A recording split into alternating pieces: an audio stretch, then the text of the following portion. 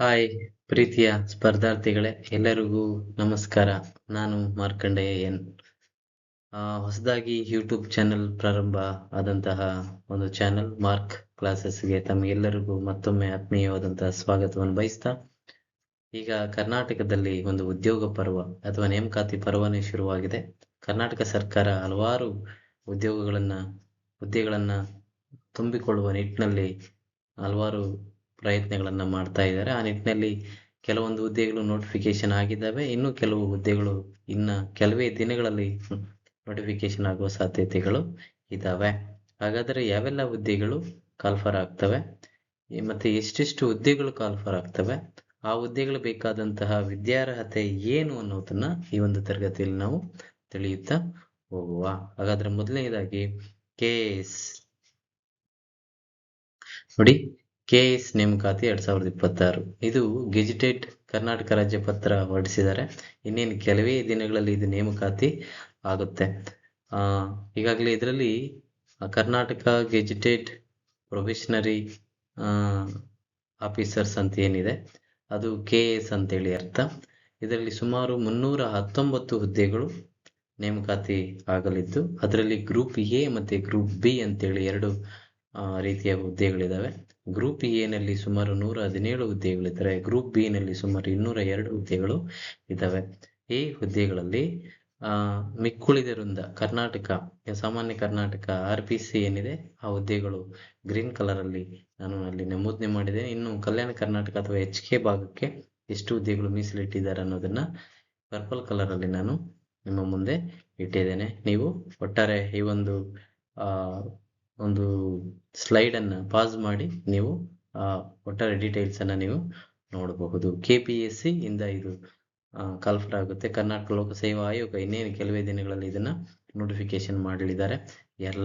ಯಾರೆಲ್ಲ ವಿದ್ಯಾರ್ಥಿಗಳು ಪದವಿಯನ್ನು ಪೂರೈಸಿರ್ತೀರಿ, ಇಂಜಿನಿಯರಿಂಗ್ ಆಗಿರ್ತೀರಿ, ಮೆಡಿಕಲ್ ಅಥವಾ BA, BSc, BCom, BBA, BCA ಇನ್ನಿತರ ಯಾವುದೇ ಪದವಿಯನ್ನ ಪಡೆದಿರಲಿ, ನೀವು ಎಲ್ಲರೂ ಕೂಡ ಅರ್ಹರಾಗಿರ್ತೀರಿ.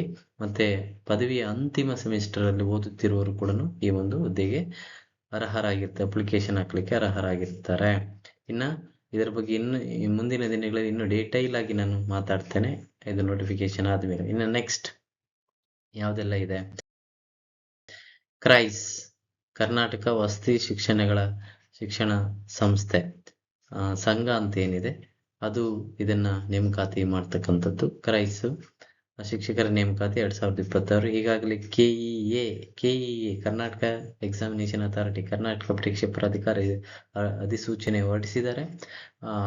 ಅಧಿಸೂಚನೆ ಹೊರಡಿಸಿದ್ದು ಆಗಿದೆ. ಸುಮಾರು 767 ಹುದ್ದೆಗಳು ಇದರಲ್ಲಿ ನೇಮಕಾತಿ ಹೊರಡಿಸಿದ್ದಾರೆ. 8 ವಿಷಯಗಳಿದಾವೆ. ಉದಾಹರಣೆ ಕನ್ನಡ ಭಾಷಾ ಶಿಕ್ಷಕರು 103, ಇಂಗ್ಲಿಷ್ ಭಾಷಾ ಶಿಕ್ಷಕರು 108, ಹಿಂದಿ ಶಿಕ್ಷಕರು 55, ಗಣಿತ ಶಿಕ್ಷಕರು 103, ವಿಜ್ಞಾನ ಶಿಕ್ಷಕರು 106, ಇನ್ನ ಸಮಾಜ ಶಿಕ್ಷಕರು 154, ಲೈಬ್ರೇರಿಯನ್ ಗ್ರಂಥಪಾಲಕ ಶಿಕ್ಷಕರು 57, ದೈಹಿಕ ಶಿಕ್ಷಣ ಶಿಕ್ಷಕರು 81. ಒಟ್ಟಾರೆ 767 ಶಿಕ್ಷಕರ ಹುದ್ದೆ ಕಾಲ್ಫರ್ ಆಗಿದೆ. ಈಗಾಗಲೇ ಅಪ್ಲಿಕೇಶನ್ ಹಾಕ್ತಾ ಇದ್ದಾರೆ. ಈ ಅಪ್ಲಿಕೇಶನ್ ಹಾಕ್ಲಿಕ್ಕೆ ಕೊನೆಯ ದಿನಾಂಕ 13/8/2026, 15/7/2026 ಶುರುವಾಗಿದೆ. ಯಾರೆಲ್ಲ ಅರ್ಜಿ ಸಲ್ಲಿಸಲಿಕ್ಕೆ ಅರ್ಹರಿದ್ದೀರ ನೀವೆಲ್ಲರೂ ಕೂಡ ಅರ್ಜಿ ಸಲ್ಲಿಸಿ. 13/8/2026 ಇದು ಕೊನೆಯ ದಿನಾಂಕ ಇದೆ. ಹಾಗಾಗಿ ಇದಕ್ಕೆ ಯಾರೆಲ್ಲ ಅರ್ಹರಿದ್ದೀರಿ, ಉದಾಹರಣೆಗೆ ಏನೆಲ್ಲ ಅರ್ಹತೆ ಇರಬೇಕು ಇದಕ್ಕೆ ಅಂತ ಹೇಳಿದ್ರೆ, ಪದವಿಯನ್ನು ಪಡೆದಿರಬೇಕು, ಪದವಿ ಜೊತೆಗೆ B.Ed ಅನ್ನು ಪಡೆದಿರಬೇಕು, ಪದವಿ B.Ed ಅನ್ನ ಪಡೆದಿರುವಂತಹ ಒಂದು ವಿದ್ಯಾರ್ಹತೆ ಹೊಂದಿರಬೇಕಾಗಿರುತ್ತೆ. ಅದೇ ರೀತಿಯಲ್ಲಿ TET ನ ಪಾಸ್ ಮಾಡಿರಬೇಕು. ಇಲ್ಲಿ ಕನ್ನಡ ಭಾಷಾ ಶಿಕ್ಷಕರು BA HEK ಯನ್ನು ತಗೊಂಡಿರಬೇಕು ಅಥವಾ ಸ್ನಾತಕೋತ್ತರ ಪದವಿಯನ್ನ ಕನ್ನಡ ವಿಷಯದಲ್ಲಿ ಪಡ್ಕೊಂಡಿರ್ಬೇಕಾಗಿರುತ್ತದೆ. ಮತ್ತೆ ಇಂಗ್ಲಿಷ್ ಭಾಷಾ ಶಿಕ್ಷಕರು ಕೂಡ ಪದವಿಯಲ್ಲಿ ಅಥವಾ ಸ್ನಾತಕೋತ್ತರ ಪದವಿಯಲ್ಲಿ ಇಂಗ್ಲಿಷ್ ಅನ್ನ ಅಧ್ಯಯನ ಮಾಡಿರ್ಬೇಕು. ಅದ್ರ ಜೊತೆಗೆ B.Ed ಪದವಿ ಪಡೆದಿರಬೇಕು. ಮತ್ತೆ ಟೆಟ್ ಆಗಿರ್ಬೇಕು. ಅದೇ ರೀತಿ ಗಣಿತ ಶಿಕ್ಷಕರಾಗಿರ್ಬೋದು, ವಿಜ್ಞಾನ ಶಿಕ್ಷಕರಾಗಿ ಸಮಾಜ ವಿಜ್ಞಾನ ಶಿಕ್ಷಕರು BA ಅನ್ನ ಇಂಗ್ಲಿಷ್ ಮಾಧ್ಯಮದಲ್ಲಿ ಪಡೆದಿರಬೇಕಾಗಿರುತ್ತದೆ. ಮತ್ತು B.Ed ಪದವಿ ಪಡೆದಿರಬೇಕು, ಟೆಟ್ ಪಡೆದಿರಬೇಕು. ಕನ್ನಡ ಮಾಧ್ಯಮದಲ್ಲಿ ಈ ಯಾರೆಲ್ಲ PA ಮಾಡಿರ್ತೀರಿ ಅವರಿಗೆ ಈ ಒಂದು ಕ್ರೈಸ್ ಶಿಕ್ಷಕರ ನೇಮಕಾತಿಗೆ ಅಪ್ಲೈ ಮಾಡಲಿಕ್ಕೆ ಅರ್ಹತೆ ಇರುವುದಿಲ್ಲ. ಇನ್ನು ಮುಂದೆ ಯಾವೆಲ್ಲ ನೋಟಿಫಿಕೇಶನ್ ಆಗಿದ್ದಾವೆ ಅನ್ನೋದನ್ನು ನೋಡೋದಾದ್ರೆ, ಇನ್ನು ಶಿಕ್ಷಕರ ನೇಮಕಾತಿ, ಸಾಮಾನ್ಯ ಶಿಕ್ಷಕರ ನೇಮಕಾತಿ ಇದು ಅಧಿಸೂಚನೆ ಆಗಿದೆ ರಾಜ್ಯಪತ್ರದಲ್ಲಿ. ಆದರೆ ಇನ್ನೇನು ಕೆಲವೇ ದಿನಗಳಲ್ಲಿ ಇದರ ಒಂದು ನೋಟಿಫಿಕೇಶನ್ ಆಗಲಿದೆ. PSTR ಅಂದರೆ ಪ್ರಾಥಮಿಕ ಶಾಲಾ ಶಿಕ್ಷಕರು 900 ಹುದ್ದೆ, ಮತ್ತು ಪ್ರಾಥಮಿಕ ಶಾಲಾ ಶಿಕ್ಷಣದಲ್ಲಿ ದೈಹಿಕ ಶಿಕ್ಷಕರು 150 ಹುದ್ದೆ. GPSTR ಇದು graduate primary school teacher recruitment ಏನಿದೆ, ಪದವಿ ಮಟ್ಟ ಪದವೀಧರ ಪ್ರಾಥಮಿಕ ಶಾಲಾ ಶಿಕ್ಷಕರ ಹುದ್ದೆ 6 to 8 8,500 ಹುದ್ದೆ. ಕಂಪ್ಯೂಟರ್ ಟೀಚರ್ಸ್ ಗಣಕಯಂತ್ರ ಶಿಕ್ಷಕರು 500 ಹುದ್ದೆ. HSTR ಪ್ರೌಢಶಿಕ್ಷಣ ಶಿಕ್ಷಕರು, ಪ್ರೌಢಶಾಲಾ ಶಿಕ್ಷಕರು 4,500 ಹುದ್ದೆ. ಇನ್ನು ಈ ಪ್ರೌಢಶಾಲೆಗಳಲ್ಲಿ ದೈಹಿಕ ಶಿಕ್ಷಕರು ಗ್ರೇಡ್ 1 450 ಹುದ್ದೆ. ಒಟ್ಟಾರೆ 15,000 ಹುದ್ದೆ ಕಾಲ್ಫರ್ ಆಗ್ತಾ ಇದೆ. ಇದರಲ್ಲಿ HKಗೆ ಎಷ್ಟು ಮತ್ತು ಕಲ್ಯಾಣ ಕರ್ನಾಟಕಕ್ಕೆ HK ಭಾಗಕ್ಕೆ ಎಷ್ಟು ಅನ್ನೋದನ್ನ ಈ ಒಂದು ಇದರಲ್ಲಿ ಕೊಟ್ಟಿದ್ದೇನೆ. PSTRಗೆ ಏನು ವಿದ್ಯಾರ್ಹತೆ ಅಂತ ಹೇಳಿದ್ರೆ PUC ಮಾಡಿರಬೇಕು, ಅದರ ಜೊತೆಗೆ TCH ಅಥವಾ D.Ed ಆಗಿರಬೇಕು. ಟೆಟ್ಟಲ್ಲಿ ಪೇಪರ್ 1 ಅನ್ನನ್ನು ಅವರು ಪಾಸ್ ಮಾಡಿರಬೇಕು. ಅವರೆಲ್ಲರೂ ಕೂಡ PSTRಗೆ ಅಪ್ಲಿಕೇಶನ್ ಆಗಲಿಕ್ಕೆ ಅರ್ಹತೆ ಇರ್ತಾರೆ. ಇನ್ನು GPSTRಗೆ ಅರ್ಹತೆ ಏನು ವಿದ್ಯಾರ್ಹತೆ ಅಂತ ಹೇಳಿದ್ರೆ ಪದವಿಯನ್ನು ಪಡೆದಿರಬೇಕು, ಪದವಿ ಜೊತೆಗೆ B.Ed ಪದವಿಯನ್ನು ಪಡೆದಿರಬೇಕು. ಯಾವುದೇ ವಿಷಯದಲ್ಲಿ ಪದವಿ, ವಿಜ್ಞಾನ ವಿಷಯದಲ್ಲಿ ಅಥವಾ ಕಲಾ ವಿಷಯದಲ್ಲಿ ಪದವಿಯನ್ನು ಪಡೆದಿರಬೇಕು. ಅದರ ಜೊತೆಗೆ B.Ed ಪದವಿಯನ್ನು ಪಡೆದಿರಬೇಕು. TET ಶಿಕ್ಷಕರ ಅರ್ಹತಾ ಪರೀಕ್ಷೆಯಲ್ಲಿ ಪತ್ರಿಕೆ 2ರಲ್ಲಿ ಇವರು ಉತ್ತೀರ್ಣರಾಗಿರುವರು ಇದಕ್ಕೆ ಅರ್ಜಿ ಸಲ್ಲಿಸಬಹುದು. ಇನ್ನು ಕಂಪ್ಯೂಟರ್ ಟೀಚರ್ಸ್ ಕರ್ನಾಟಕದ ಇತಿಹಾಸದಲ್ಲೇ ಮೊಟ್ಟ ಮೊದಲ ಬಾರಿಗೆ ಗಣಕಯಂತ್ರ ಟೀಚರ್ಸನ್ನು ಸಾಮಾನ್ಯ ಶಾಲೆಗಳಲ್ಲಿ, ಸರ್ಕಾರಿ ಶಾಲೆಗಳಲ್ಲಿ ನೇಮಕಾತಿ ಮಾಡ್ಕೊಳ್ತಾ ಇದ್ದಾರೆ. ಸುಮಾರು 500 ಹುದ್ದೆಗಳು ಇದ್ದಾವೆ. ಇದಕ್ಕೆ ಏನು ವಿದ್ಯಾರ್ಹತೆ ಅಂತ ಹೇಳಿದರೆ, ಯಾರೆಲ್ಲ ವಿದ್ಯಾರ್ಥಿಗಳು, ಸ್ಪರ್ಧಾರ್ಥಿಗಳು ಪದವಿ ಮಟ್ಟದಲ್ಲಿ ಕಂಪ್ಯೂಟರ್ ಶಿಕ್ಷಣ ಪಡ್ಕೊಂಡಿರ್ತಾರೆ, ಕಂಪ್ಯೂಟರ್ ಸೈನ್ಸ್ ಅನ್ನು ಓದಿರ್ತಾರೆ, BSc in computer science, engineering in computer science, BCA, ಈ ರೀತಿ ಹಲವಾರು ಯಾರೆಲ್ಲ ಪದವಿ ಪಡ್ಕೊಂಡು ಅವರೆಲ್ಲರೂ ಕೂಡ ಅರ್ಜಿ ಸಲ್ಲಿಸಲಿಕ್ಕೆ ಅರ್ಹರಿದ್ದೀರಿ. ಇದಕ್ಕೆ ಯಾವುದೇ B.Ed ಅವಶ್ಯಕತೆ ಇಲ್ಲ ಮತ್ತು ಟೆಟ್ ಕೂಡ ಅವಶ್ಯಕತೆ ಇಲ್ಲ. ನೆನ್ಪಿಟ್ಕೊಳ್ಳಿ, ಪದವಿ ಪಡ್ಕೊಂಡಿರ್ಬೇಕು. ಮುಂದಿನ ದಿನಗಳಲ್ಲಿ B.Ed ಮಾಡ್ಕೊಳ್ಳಿಕ್ಕೆ ಮತ್ತು ಟೆಟ್ ಮಾಡ್ಕೊಳ್ಳಿಕ್ಕೆ ಅವಕಾಶ ಕೊಡ್ತಾರೆ. HSTR ಅಂದರೆ ಪ್ರೌಢಶಾಲಾ ಶಿಕ್ಷಕರು ಏನಿದ್ದಾರೆ ಇವರು 4,500 ಹುದ್ದೆ ಇದೆ. ಇದಕ್ಕೆ ವಿದ್ಯಾರ್ಹತೆ ಏನು ಅನ್ನೋದಾದ್ರೆ, ಇದು HSTR ಅಂತ ಹೇಳಿದ್ರೆ ಪದವಿಯನ್ನು ಪಡೆದಿರಬೇಕು, ಅದರ ಜೊತೆಗೆ B.Ed ಪದವಿಯನ್ನು ಪಡೆದಿರಬೇಕು. ಪದವಿ ಕಲಾ ವಿಭಾಗದಲ್ಲಿ ಪದವಿ ಅಥವಾ ವಿಜ್ಞಾನ ವಿಭಾಗದಲ್ಲಿ ಪದವಿ, B.Ed ಪದವಿಯನ್ನು ಪಡೆದಿರುವ ಜೊತೆಗೆ ಯಾರೆಲ್ಲ ಪದವಿ ಮತ್ತು ಶಿಕ್ಷಣ ಪದವಿ ಏನು B.Ed ಅನ್ನು ಮಾಡಿರ್ತಾರೆ, ಬ್ಯಾಚುಲರ್ ಆಫ್ ಎಜುಕೇಶನ್ ಮಾಡಿರ್ತಾರೆ, ಅವೆಲ್ಲರೂ ಕೂಡ HSTRಗೆ ಅಪ್ಲೈ ಮಾಡಲಿಕ್ಕೆ ಅರ್ಹತೆ ಇದ್ದಾರೆ. ಇದರಲ್ಲೂ ಕಲ್ಯಾಣ ಕರ್ನಾಟಕ ಹುದ್ದೆಗಳು ಮತ್ತು ಇತರೆ ಕಲ್ಯಾಣ ಕರ್ನಾಟಕ ಹುದ್ದೆಗಳು ಹೊರತುಪಡಿಸಿ ಹುದ್ದೆಗಳು ಏನಿದೆ ಅದು ಇದೆ. ಮತ್ತು ಪ್ರೌಢ ಶಿಕ್ಷಣ ಸಂಸ್ಥೆಗಳಲ್ಲಿ, ಪ್ರೌಢಶಾಲೆಗಳಲ್ಲಿ PT ಟೀಚರ್ಸ್, ಫಿಸಿಕಲ್ ಎಜುಕೇಶನ್, ದೈಹಿಕ ಶಿಕ್ಷಕರು ಕೂಡ 450. ಇದಕ್ಕೆ ದೈಹಿಕ ಶಿಕ್ಷಕರು ಅಂತೇಳಿ ಬಂದಾಗ BA BPEd ಮಾಡಿರೋರು ಇದಕ್ಕೆ ಅರ್ಹತೆ ಇರ್ತಾರೆ. ಇಲ್ಲಿ PUC DPEd ಮಾಡಿರೋರು ಇಲ್ಲಿ ಪ್ರೈಮರಿ ಸ್ಕೂಲ್ ದೈಹಿಕ ಶಿಕ್ಷಕರ ಒಂದು ಹುದ್ದೆಗೆ ಅರ್ಹರಿರ್ತಾರೆ. ಇದ್ರ ಬಗ್ಗೆ ಮುಂದಿನ ದಿನಗಳಲ್ಲಿ ಹೆಚ್ಚಿನ ಮಾಹಿತಿ ಪ್ರತ್ಯೇಕ ವಿಡಿಯೋ ಮಾಡ್ತೇನೆ. ಮುಂದೆ ನೋಡೋದಾದ್ರೆ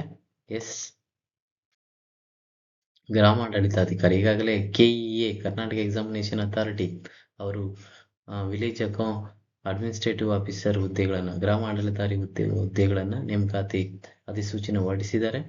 ಇನ್ನೇನು ಇದೇ ಜುಲೈ 31ನೇ ತಾರೀಕು ಇದು ಕೊನೆಯ ದಿನಾಂಕ ಇದೆ. ಇದಕ್ಕೆ ಸುಮಾರು ಜಿಲ್ಲಾವಾರು ಹುದ್ದೆಗಳ ವಿವರಗಳನ್ನು ಕೊಟ್ಟಿದ್ದಾರೆ. ಸುಮಾರು 505 ಹುದ್ದೆಗಳು ನೋಟಿಫಿಕೇಶನ್ ಆಗಿದ್ದಾವೆ. ಇದಕ್ಕೆ ವಿದ್ಯಾರ್ಹತೆ ಏನು ಅನ್ನೋದಾದ್ರೆ ಯಾರೆಲ್ಲ PUC ಯನ್ನ ಓದಿರ್ತೀರ ಅವರೆಲ್ಲರೂ ಕೂಡ ಇದಕ್ಕೆ ಅಪ್ಲೈಯನ್ನ ಮಾಡಬಹುದು. ಎಸ್, ಹಾಗಾದ್ರೆ ಜಿಲ್ಲೆ ಯಾವ ಒಂದಕ್ಕಿಂತ ಹೆಚ್ಚು ಜಿಲ್ಲೆಗಳಿಗೆ ಅರ್ಜಿ ಸಲ್ಲಿಸುವಂತಿಲ್ಲ. ಯಾವ ಜಿಲ್ಲೆಗೆ ನೀವು ಅರ್ಜಿ ಹಾಕ್ತೀರೋ ಅದೇ ಜಿಲ್ಲೆಯಲ್ಲಿ ಪರೀಕ್ಷೆ ಮತ್ತೆ ಅದೇ ಜಿಲ್ಲೆಗೆ ನೇಮಕಾತಿ ಆಗುತ್ತೆ ನಿಮ್ಮ ಉತ್ತಮ ರೀತಿಯಲ್ಲಿ ರ್ಯಾಂಕ್ ಬಂದ್ರೆ. ಎಸ್, ಒಟ್ಟಾರೆ 505 ಹುದ್ದೆಗಳು ಇಲ್ಲಿ ಇದಾವೆ. ಎಸ್, ಹಾಗಾದ್ರೆ ಇದರ ಬಗ್ಗೆ ಇನ್ನಿತರ ಮಾಹಿತಿಯನ್ನ ಇದಕ್ಕೆ ಪ್ರತ್ಯೇಕವಾದಂತಹ ಒಂದು ವಿಡಿಯೋವನ್ನು ಮಾಡ್ತೇನೆ, ಅದರಲ್ಲಿ ಮಾಹಿತಿಯನ್ನ ನೀಡ್ತೇನೆ. ಎಸ್, ನೆಕ್ಸ್ಟ್ PC ನೇಮಕಾತಿ ಹೊಸ ಅಧಿಸೂಚನೆ. ಎಸ್, ಹಾಗಾದ್ರೆ KSRP ಮತ್ತೆ KSISF ರೆವಿನ್ಯೂ ರಿಸರ್ವ್ ಪೊಲೀಸ್ ಹೀಗಾಗಿ ಒಟ್ಟಾರೆ ಸುಮಾರು 2314 ಹುದ್ದೆಗಳು ನೇಮಕಾತಿ ಆಗಿದ್ದಾವೆ. ಈ ಹುದ್ದೆಗಳು ನೇಮಕಾತಿ KE ಇಂದ ನೇಮಕಾತಿ ಮಾಡ್ತಾ ಇದ್ದಾರೆ. ಒಟ್ಟು ಹುದ್ದೆಗಳು ಸುಮಾರು 2314. ಕ್ವಾಲಿಫಿಕೇಶನ್ PUC ಆದವರೆಲ್ಲರೂ ಕೂಡ ಇದಕ್ಕೆ ಅಪ್ಲಿಕೇಶನ್ ಹಾಕ್ಬೋದು. ವಯೋಮಿತಿ ಸುಮಾರು 18 ರಿಂದ 33 ವರ್ಷದವರೆಗೆ ಇದರ ಒಂದು ವಯೋಮಿತಿ ಇದೆ. ಅರ್ಜಿ ಸಲ್ಲಿಸುವ ಅವಧಿ 13/7/2026ರಿಂದ 10/8/2026 ಒಂದು ಅವಧಿ ಇದೆ. ಯಾರೆಲ್ಲ PUC ಮಾಡಿದಿರಿ ಅವರು ಈ ಒಂದು ಪರೀಕ್ಷೆಗೆ ಅಪ್ಲಿಕೇಶನ್ ಹಾಕ್ಲಿಕ್ಕೆ ಅವಕಾಶ ಇರುತ್ತೆ. ಲಿಖಿತ ಪರೀಕ್ಷೆ ಯಾವಾಗಿರುತ್ತೆ ಅಂತ ಹೇಳಿದ್ರೆ 20/9/2026 ಒಂದು ಲಿಖಿತ ಪರೀಕ್ಷೆ ಇರುತ್ತದೆ.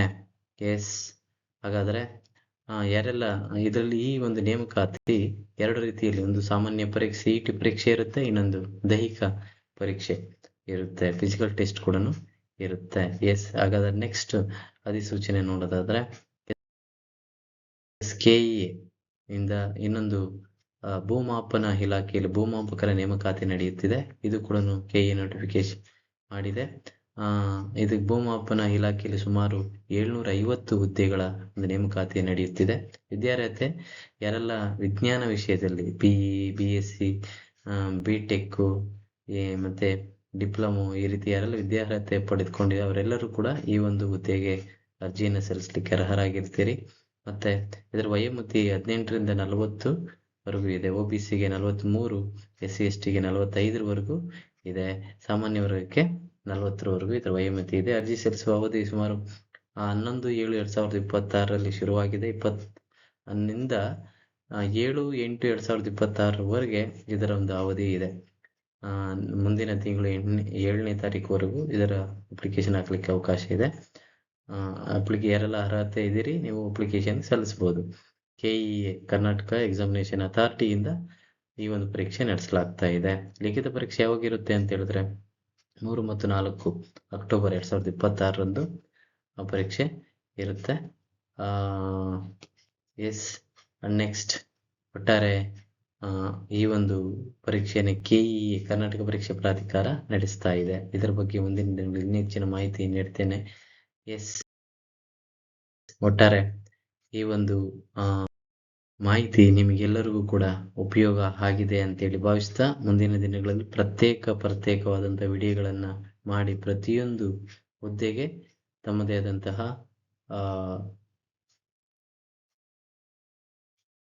ತನ್ನದೇ ಆದಂತಹ ಸಿಲೆಬಸ್ ಏನಿದೆ, ಪರೀಕ್ಷಾ ಪದ್ಧತಿ ಏನಿದೆ, ಪರೀಕ್ಷೆಯನ್ನ ಪಾಸ್ ಮಾಡ್ಲಿಕ್ಕೆ ಏನೆಲ್ಲ ಟ್ರಿಕ್ಸ್ ಇದಾವೆ ಅನ್ನೋದನ್ನ ಮುಂದಿನ ತರಗತಿಗಳಲ್ಲಿ ನಾನು ತಿಳಿಸ್ಕೊಳ್ತಾ ಹೋಗ್ತೇನೆ.